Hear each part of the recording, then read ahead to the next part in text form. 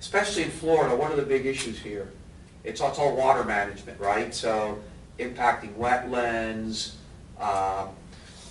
you know, so the state will have some of the regulation, and then locally, you'll get into, you know, small users, and you get very precise matters. So for instance, for example, which isn't a national issue, one of Durham's big issues is seagrass in Biscayne Bay. So, you know, if you're a fisherman, for example, if you're a developer and you want to build a seawall on a house or behind a development, you want to build docks, you want to build a marina, that's where Durham gets involved, okay? Now, for all these different agencies, all the different industrial uses that you have require permits. A lot of times, especially small users, imagine an industrial user or an industrial project. You know, you buy a, you know, Class B, 400,000 square foot, small bay industrial complex, and you got all these mechanics in there, a laundry, you know, facility. You know, you got, you know, guys fixing whatever, and they've got a generator in there. Every one of those tenants has to have operating permits in there for their specific use.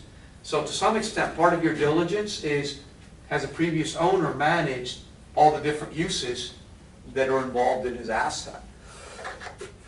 And are the tenants in compliance? Because ultimately, the problem with environmental matters is, while the tenant may be responsible for the use, the contamination is ultimately going to fall back on who? The property owner. So just be concerned about that.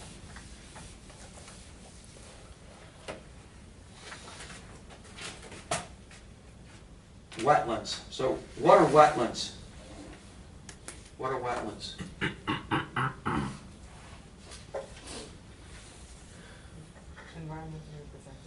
They are environmentally protected, right? Under what? Section 404 of the Clean Water Act, right? Okay. Navigable. They're not necessarily navigable. No, typically you see wetlands, typically would be upstream from navigable, you know, areas.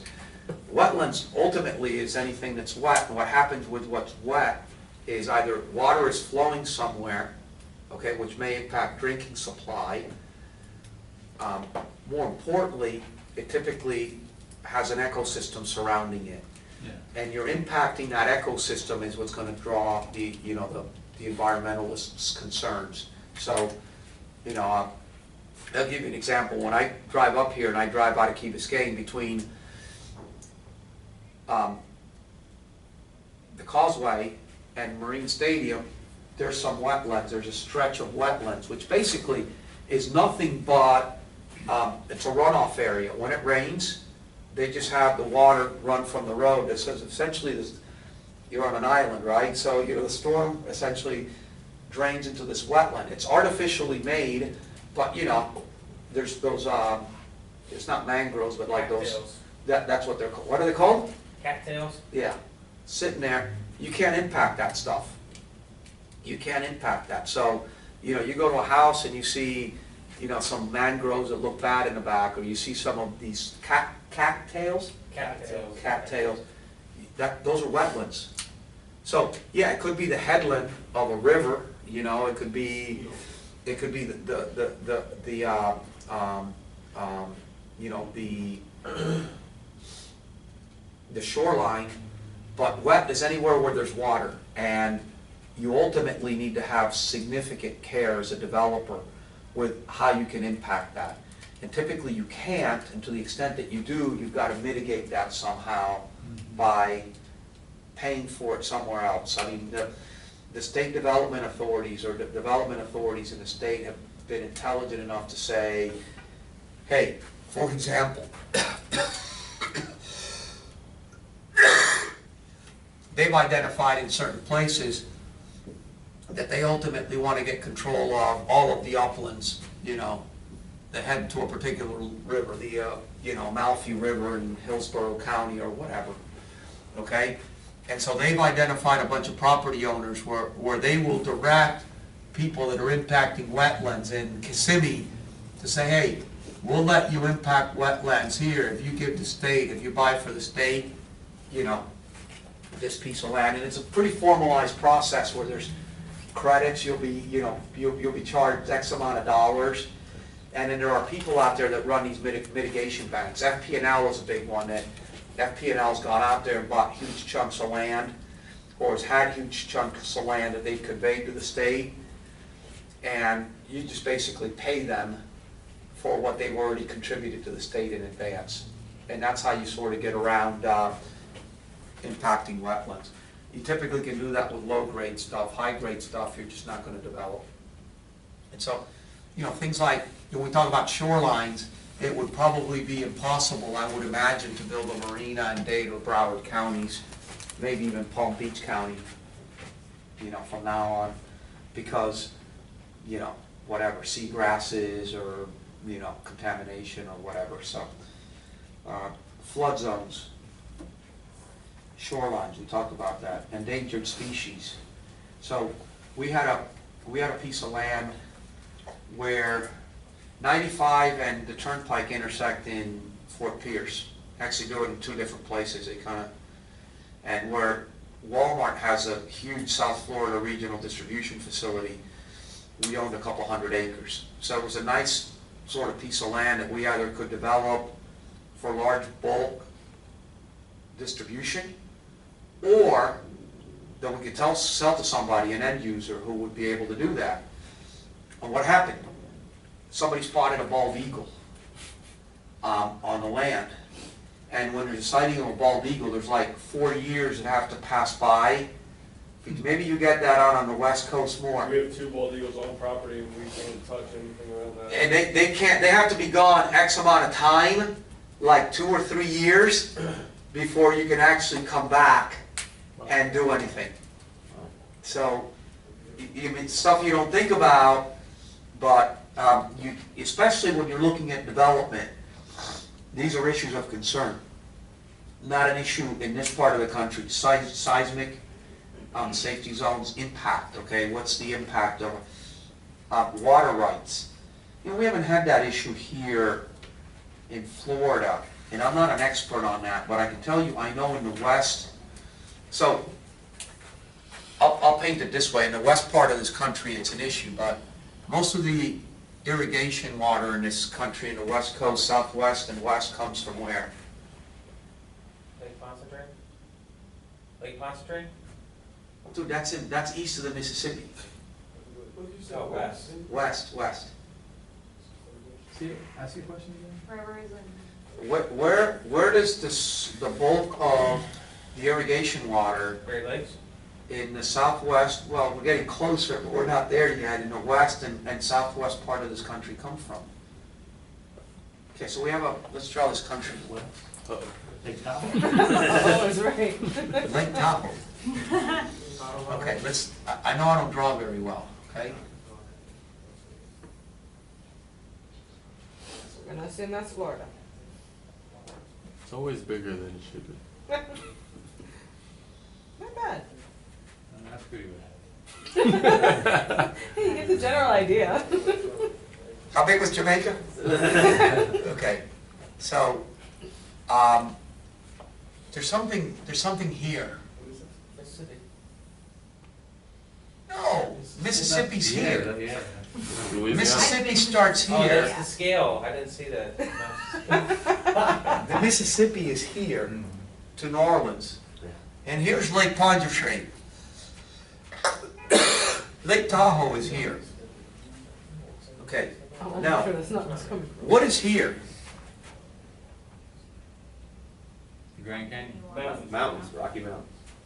Oh, we've got the Continental Divide there, right? So we've got the Rocky Mountains here, right? So we've got a mountain range that runs all the way through here. What happens with the water flow from that mountain range? Streams. Did you know that generally this all flows east, right? There's a big Missouri River that flows into here somewhere too, right? Flows east, and the water that comes off the west flows which way? West.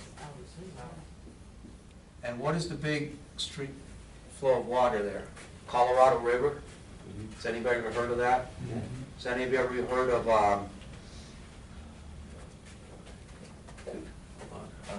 Lake Powell?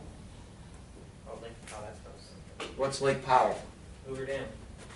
Right, it's a huge, well, it's up from there, but, so this is harnessing the biggest water source in what is basically the agricultural breadbasket of this country, and probably not that far out, but you've got some in Colorado, but here in California is where we get all of our food. And so, back from the war, you know, the Depression era, public works projects, Hoover Dam was meant to harness and conserve water from there, and it goes further upstream into Lake Powell, where you've got thousands of miles of water line that have been dammed in southern Utah, I believe, okay, to try to conserve water, okay? So why do I give you all this stuff other than to like fill you with trivia? What? So you can win Jeopardy. Because I'm trying to illustrate water rights. If you're at the end of the line here, if you're the last farmer here, right, whose water is it? Everybody would do before you. Well, the problem, and that's the best way to illustrate it, because what's happening now is it's getting to the point where water is becoming more scarce, right? There are more farmers, and the guys at the end of the water line are saying, wait a minute, I have as much right to it as the guy before. Other people are going to say, no, you don't, you're not even here, right? So water is important, okay?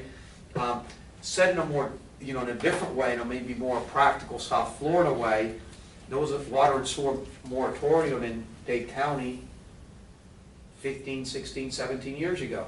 That was probably more sewer capacity driven than water capacity driven.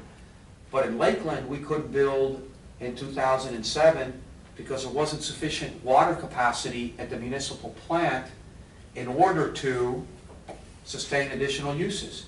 In Hialeah, in 2009, you couldn't develop because there wasn't sufficient water capacity at the water plant to sustain additional uses. So when you buy, one of the things you need to take a look at is water and sewer, and am I going to get a right, or more importantly in today's environment is, how much is it going to cost me to be able to access that right? Okay? Oil, gas, mineral, and timber rights. As I said before, state law is radically different, and I think that you can assume that in most parts of the world, states have generally, and I say states broadly, jurisdictions, sovereign entities have retained rights to minerals underneath the ground. So, which does not say that you can't buy them, which does not say that you can't have the state seed them, but typically, sort of by law, governments have always sort of viewed that as their domain, okay? That's why you see all the oil pumped from most countries in OPEC ultimately is done under significant royalty agreements that's paid back to the government, because the government owns all the oil that's underneath. In Florida, we see a lot of mining. What do we mine here in Florida? We've talked about this. What do we mine in Florida? Limestone. Ulite, rock, you know, crushed stone, whatever. Typically, the state owns that, and you typically need to go to the state and have them waive their right to those mineral rights. Okay, so when you're developing, understand who has the rights to whatever it is that you want to get your hands around in land. FAA restrictions. I have a question on. When we were doing that DCT project, one of the guys that we're talking to, what do you think the likelihood of them filling in those lakes for development in the Lake Belt region? Never. Never? Never. You know why? Well, I mean, listen, there's a pragmatic reason, which is some of those lakes are, I mean, at this point they're getting to 80, 120 feet. They didn't used to mine them that deep. They used to mine them 60. They're going 80 to 120 feet. So just stop to think, all the junk you got to put back in. So it's taking years to get stuff out. Imagine the stuff to get back in.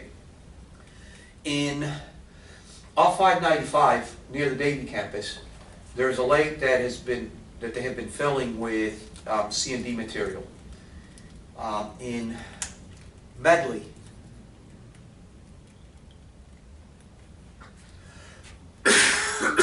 I'm going to tell you, roughly north of 135th Street and just east of the Turnpike, there's a lake that Condotte America has been filling for some years. They'll get there with C&D material. They'll get there. It'll take forever. Now, could they fill one lake? Maybe. Could they fill all those lakes? There's not enough stuff to fill it with. Now, the real issue then becomes, if you could come up with enough material to fill it with, will you get the right to do it? And the problem with the Lake District in Dade County is that there's two issues involved there. So, roughly, this is the Turnpike, right? And this is like Medley. This is 836. This is Miami International Airport. I alwa's draw north, okay? MIA, right? 826. Doral. That project you were looking at was right here. DCT, right? And this is a state designated area called the Lake District or the Lake Belt. Right? Where the state actually governs that, and that's where you see all the mining going on, right? The problem is that in addition to being the Lake District is, underneath that, there's something called the Biscayne Aquifer, which is where Dade County obtains the bulk of its drinking water. So, do I think that you'd see industrial development on top of the groundwater supply? Probably not. If it involves filling lakes that have a direct line down into the aquifer, I doubt it. I'm not an environmentalist, I just don't see it. Make sense? Is that helpful? Yeah. Good map. That one's not going to get you a Jeopardy question right. FAA height restrictions typically is what you have with FAA. Noise restriction depending on the use that you want to put in a particular area. We were looking at an industrial development at the old Pratt & Whitney engine facility in Palm Beach County. We were looking at doing a joint venture with UTC, with the owner, with United Technologies. What was the problem? It was no longer an active engine manufacturing facility, and it was a repair facility for Sikorsky helicopters. Now, they had 9,000 acres. Most of it was undevelopable because it was wetlands, okay? But they still tested rocket engines there, so they would bring rocket engines there, and they'd run them for like hours at a time. Back end of the property, but still, it made the noise because it was so much further from residential areas. They still had a permit from the 60s to do it. But how are you going to leave space to people that are like, you know, being bombarded for hours on straight with a rocket engine firing? Code compliance, structural inspection, we've talked about those. Handicap access. Again, a lot of that's been addressed now, but the American Disabilities Act, access, bathroom access, all important, especially with existing buildings. Drainage, that's big. Because again, I'm not a vertical guy, you know. I'm sorry, I'm not a horizontal guy, but when you put asphalt on top of grass, what happens? It starts to rain in Florida, what happens? Water's got to run somewhere.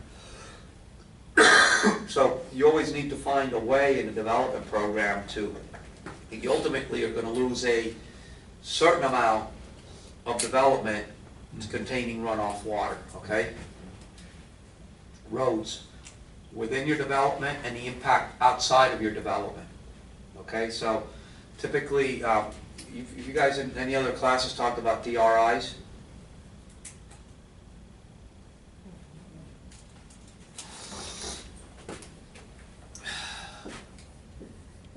So, the regional impact, it's a regional impact development study.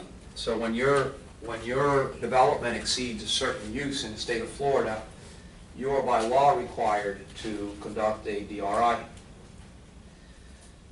I can't tell you, I don't remember the numbers, and it's all sort of based on the uses, right? So, and some uses count for more. But ultimately, what the DRI asks you to address are the impacts on the surrounding community. Do a 360, and what are the impacts that your development is going to cause. And it's a multi-regional view. So what happens is, if you're building in Coral Springs, you're like, hey, I could just grease the guys in Broward County, and I'm just going to pull all these people coming from Palm Beach County to my development. Well, what the DRI is an attempt to say, hey, we're eliminating, so there's, South Florida has a 3-county DRI area, right? So Dade, Broward, and Palm Beach, the council that evaluates that has that whole jurisdiction. So ultimately, if you cross jurisdictional lines, you can't just grease one guy ultimately to get an approved, development approved. You got to take a look at what's happening all the way around. So, schools, hospitals, fire, libraries. More important, where I see the impact from this is roads. And ultimately, what a DRI ultimately throws off is significant cost to upgrade infrastructure to bring people into a particular area. And so, hey, all of a sudden, you cause this, you gotta redo the overpass to, or the turnpike or whatever. You gotta widen this road to 2 lanes for 3 miles, okay? And so, depending on the size, you may need to go into a DRI, but even if you don't, you need to be cognizant of what a development order may require you to do, not only within your site, but outside the site. When you look at traffic counts, how do people project, like in 2020, 2025, what the volume of new cars are? I mean, is it kind of a hypothetical? We think this many people come, this many people have cars. I mean, I'm not a traffic engineer, so I don't know, but logic would say that there is a current relationship that exists between population and car ownership and miles driven, and they probably project based on population growth expectations, and that way they pin it on somebody else. And so, you typically look for a traffic engineer that's going to, have to, show the minimal count, and then the county guys are going to come in and say, no, it's, triple that, and then you try to find somebody. Meet somewhere in the middle. Try to meet somewhere in the middle. Yes, sir. Flagler Station off the Turnpike, they got their own dedicated off-ramp right there, and it's named after them, Flagler Station Boulevard or whatever. Is that something you think that they had to, I don't know, contribute to, or that was in the future planning of the I wasn't involved, I wasn't with the company when that was built. Further up the road, Like 106th Street, I think. yeah, further up the road, we assembled 400 and some, almost 500 acres in an old C&D landfill. And I say literally north, about 5 miles north of there. We always envisioned was an interchange on the turnpike, because that's what would make that site valuable for us. I don't know if that was part of the development order for Flagler Station. I would tell you that it made it a viable office and industrial park, because it gave the tenants the ability not to pull people from South Broward and from South Dade, bypassing traffic. I can tell you, I don't know what it is today, but 5, 6 years ago, a full interchange on a turnpike was probably 25 to 30 million bucks. And it would not be unreasonable to think that a 400-acre development today off of a major expressway would require something like that, and would probably enhance the value of it. And you're on the hook for that. Whether you build it or the state builds it, you're paying for it, one way or another. I don't know if FECI had to pay for that at the time. My sense would be that they contributed something to it. Okay, I don't know what the deal was though. Okay, does that answer your question?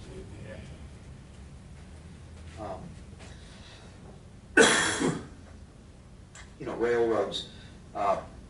railroads are quirky entities. I think we've talked about this here. There are certain goods that logically move through rail. There are certain goods logically don't move through rail. And so if there is a value or a perceived value to having rail service onto a site, make sure that it's active, make sure that the line is serviced, and make sure that you understand the requirements that you may have or your tenants may have in being able to access that. I only say that because South Florida is a terminus for most people, and so a lot of times people that have owned land have said, hey, we have a rail spur here, but it's not active, or it's not active 5 miles up the road, so, or we always used to say at FEC, well, we've got, you know, a rail spur that runs into Watson Island. Well, the reality is that a train hadn't run from the Little River, so the railroad would come from Jacksonville, and in Little River, roughly 79th Street in Miami, it would turn west and go to the main rail yard just west of the airport. But then there was a spur that continued into Watson Island. Well, that line's been there. A train hadn't run on that line in probably 15, 20 years. That's been recently reactivated, but you know, it's cost $20 million to do it. So the fact that a rail spur is there and active doesn't necessarily mean that it's usable. Okay? Circulation, parking, loading.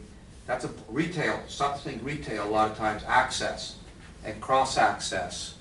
So how do you get people in and out of your site? How do you park people in your site or off your site? Okay? Public transport, availability or your contribution to it. Utilities. You know, I talked about the water and sewer issue. So water is the one that comes to mind, but you need gas for particular use. How do you get gas in there? I drove to my parents' house the other day and I saw a guy a couple doors down from him, a few doors down, had 3 huge gas tanks outside. I don't know what they do inside. They probably cook with gas or whatever, but there's no gas service in that area, so they got to truck it in. That's no big deal in a residential, but if you want to put a restaurant down, you want to have a restaurant and they don't have a line there, that may be an issue. You may not be able to put tanks outside. You may not be able to service it. It may be too expensive. Okay, so think about all the different utilities. Wells, do you have access to the water? How deep do you go? How deep can you go? How much does it cost? I'm gonna stay out of the title issues and surveys. I really think that falls within the law class. I don't know how, have you gone into any of that stuff? So I'm gonna stay outside of that, okay?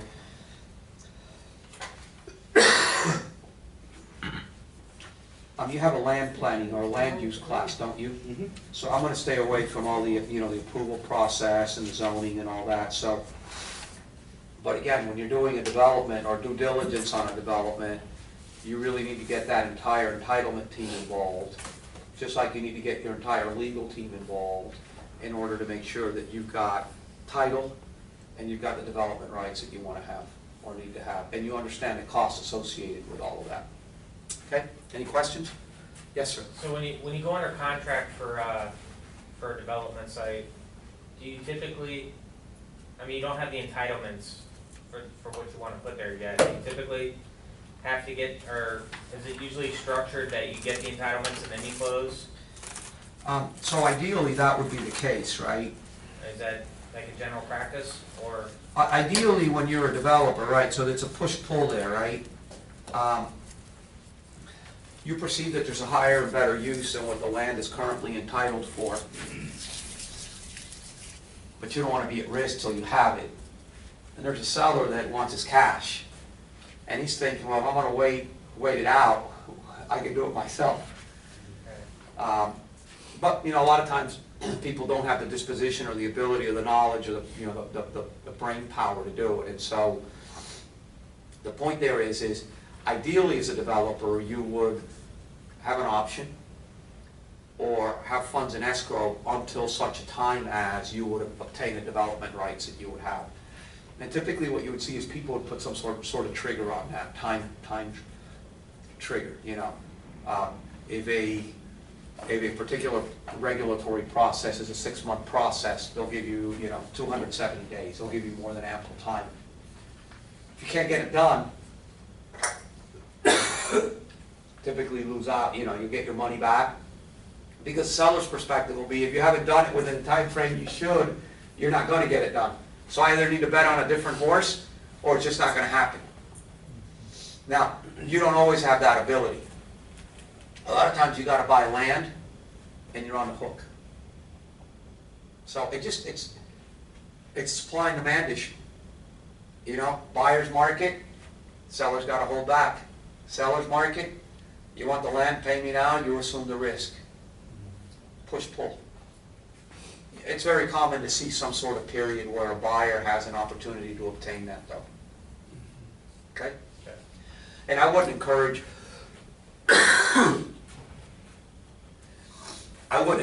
going into contracts or going hard unless you've got a pretty good sense of what you can build. And if you don't, that you can still make the economics work with what is a right.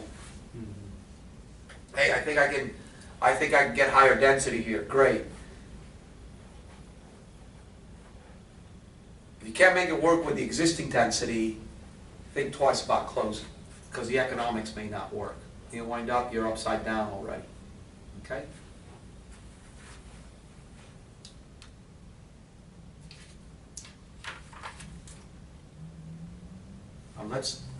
Let's take a break. Let's be back at 1. Let's be back at 1, and we'll keep going from there. Okay?